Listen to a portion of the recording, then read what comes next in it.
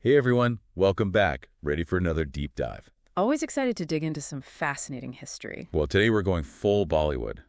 Dev Anand, a true legend. Absolutely an icon. I mean, his career spanned decades. Yeah, and we've got a ton of articles, notes, all about him, trying to understand what made him so evergreen. Right, that enduring appeal is fascinating. He was so much more than just a handsome face. Totally. Okay, so first things first, born Dharandev Pishoramal Anand, 1923, in Shakargarh. Am I pronouncing that right? You got it. And that's actually in Pakistan now. Back then, pre-independence India. Wow, so picture this. Small town upbringing to the energy of Bombay, like a movie itself. Yeah, and he had this burning desire for film, even with an English literature degree. It's true, I read that too, but he arrives in Bombay early 1940s, the heart of filmmaking. And with very little money. He took a job at the military censor office just to get by. Wow, talk about dedication. But how did he finally get that break? Was it instant success or a long road? Well, it was a bit of both. Hum Ek-Hain in 1946, his first role. Okay, but I don't think that was the big one, right? Right, Ziddy, 1948, that was the turning point.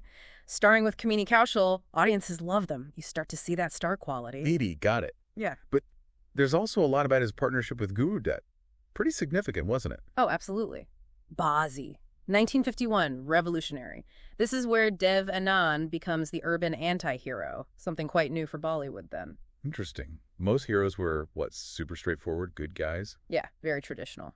But Dev's character in Baazi, flawed, but charismatic. Makes sense. It must have appealed to those wanting something different, a shift away from the norm. Exactly, especially the younger generation. And then beyond that, there's his style. Iconic. Yeah, even today, those pictures, the tilted walk, the scarf. More than fashion, it was a statement. Back then, heroes were very traditional in their look. Right, sticking to the classic image. But Dev, he embraced a more modern, westernized style. Tailored suits, that side-parted hair, it was like the sophisticated cosmopolitan man. So he reflected this yearning for something new, modern India, in both his characters and his style. Yes.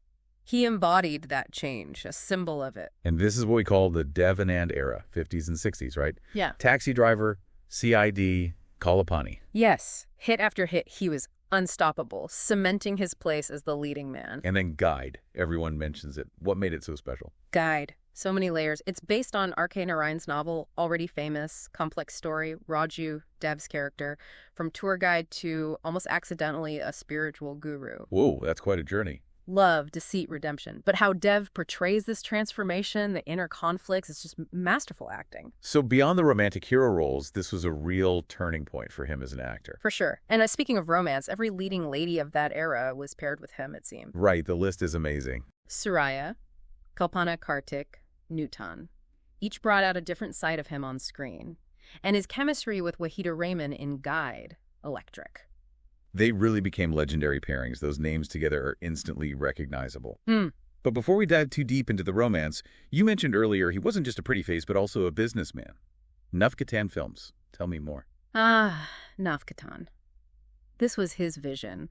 Founded in 1949, so many iconic films came from there. Like, what were some of the biggest ones? Well, Hamdano, Mistaken Identity, really makes you think, and Teragar Ki Samne, people still quote lines from that one. Oh, I've heard of that one. And Jewel Thief. Oh, that's the one with the disguises, the suspense, completely different, right? Exactly. Navkatan, they weren't afraid to experiment. Jewel Thief keeps you guessing till the very end. He plays a character switching identities and does it with such flair, you're hooked. Always pushing the boundaries, both as actor and producer. But did he ever face challenges? Bollywood was changing, new stars were coming up. Yeah, you're right. The 70s were a huge turning point for Bollywood. A new kind of hero. You know, the angry young man. Right, I've heard of that. Gritty, disillusioned, reflecting the anxieties of the time. Totally different from those romantic heroes. So like Amitabh Bachchan, right? He was kind of the face of that movement. Exactly. And it made me wonder, how would Dev Anand adapt? I mean, his whole image was charm sophistication. Yeah, so did he just fade away then, or? Not at all. That's what's so amazing. He adapted Hare Rama, Hare Krishna, 1971. Okay, yeah, that title sounds familiar. It dealt with the hippie counterculture, drugs, family, conflicts, you know, things that were so relevant to young people then. So he was tapping into those anxieties you mentioned, those social changes. Yes. And then there's Dum Maro Dum, that song, it became an anthem almost. Oh yeah, I know that song. It's got such a rebellious vibe to it. Exactly. But, it was risky, could have alienated his older fans. True, going too far outside his image. But he wasn't afraid, and it paid off. Hare Rama Hare Krishna was a hit. Showed he could still connect with this new audience. Plus, he introduced Zeenat Aman in that film. Yeah. Right? She became a huge star. Right. He was always championing new talent, bringing fresh faces to the screen. He really had this knack for staying relevant, even as things changed. But what about those later years? I mean, I've read some of his films in the 80s and 90s didn't do so well. Yeah, like Swami Dada, Anand R. Anand, All Wall Number. They didn't have the same impact. Why do you think that was? Was it just a different era, or? Partly, but some critics also said his style was outdated, Interesting, but he never stopped working, did he? Never. He directed, produced, kept writing, even acted in some of these films. He just lived and breathed cinema. It would have been so easy to just retire, enjoy the success he had. Right, but he just couldn't stay away from the camera. There's something inspiring about that, this pure passion, even when things... You see those pictures today, and you instantly know it's him. Such a distinctive look, effortlessly cool, and it's funny that there was this whole debate, was he copying Hollywood? Gregory Peck specifically. Oh, really? I never heard that. Yeah, but I think it was more than that. He took elements, but there was this Indian sensibility, that charm that was all his own. He created this persona that went beyond any trend, stylish but relatable, like someone you could imagine having chai with. Absolutely. And he didn't hide away from his fans either. His autobiography, Romancing with Life, is full of stories about his career, his romances, even his philosophy. I love that he wrote an autobiography. It's like he wanted to connect on a deeper level. Right. And he stayed active, too, even in his later years. Yeah, I read he was giving interviews, attending festivals, even launching projects in his 80s. A true force of nature. There's this famous story. He was asked for a cameo in a film, and he agreed, but only if no wheelchairs, no walking sticks. He wanted to walk onto that set with the same energy as always. Wow, that's incredible. Just sums him up, that zest for life. Exactly, and he kept it up until the very end, his passing in 2011. Work films entertained, challenged, and inspired generations. You said challenged there. What do you mean by that? Did his films have a message?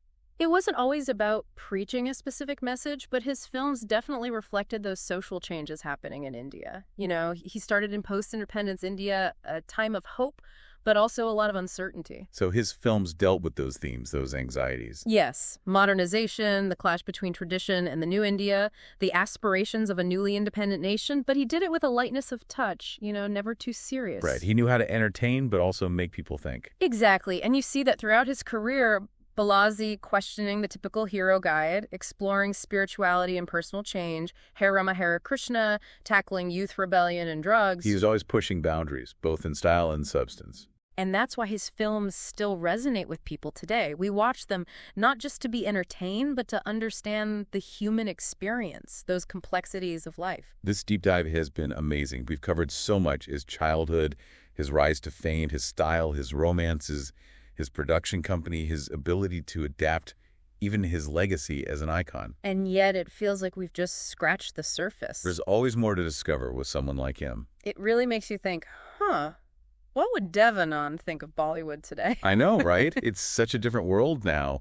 Globalized new technology. Would his film still resonate with audiences, I wonder? It's tough to say. There's a timelessness to his charm, the storytelling, that could definitely appeal to modern viewers. But tastes have changed, haven't they? And Bollywood has become so much more, everything's bigger, bolder. Yeah, it's like asking if a classic Hollywood star could still draw a crowd today. Some things last, but you gotta adapt. And that's what's interesting, right? Dev Anand always embraced change, even when it meant taking risks. Remember, he wasn't afraid to try new genres, controversial themes. He even adapted his style as India changed around him. So do you think he'd be making those remakes of the classic hits if he were around today? I doubt it. I think he'd be pushing those boundaries again.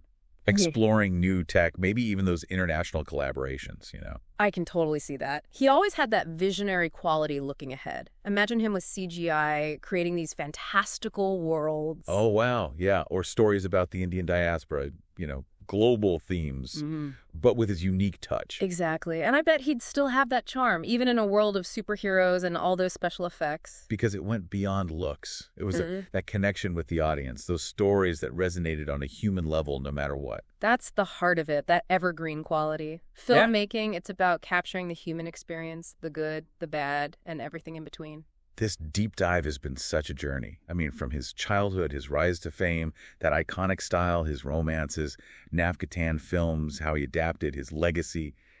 It's mind-blowing. And we only scratch the surface, really. Yeah, there's always more to uncover with someone like him. Layers to his personality, to his work. It makes you want to go back and watch all those films again, see them with fresh eyes. Absolutely. So, to our listeners, if you haven't seen a Dev Anand film, do it. You might just discover your new favorite legend. And for those who already know and love his work, well, we hope this deep dive has given you something new to think about. We've talked about a lot today, but I'm curious, if you could have dinner with Dev Anand, what would you ask him? What stories would you want to hear? It's a great question. A man who witnessed so much change in India, in film, what insights would he have to share? I love that. So let us know, share your thoughts on social media. We'd love to hear from you. And until next time, keep exploring, keep learning, and keep diving deep.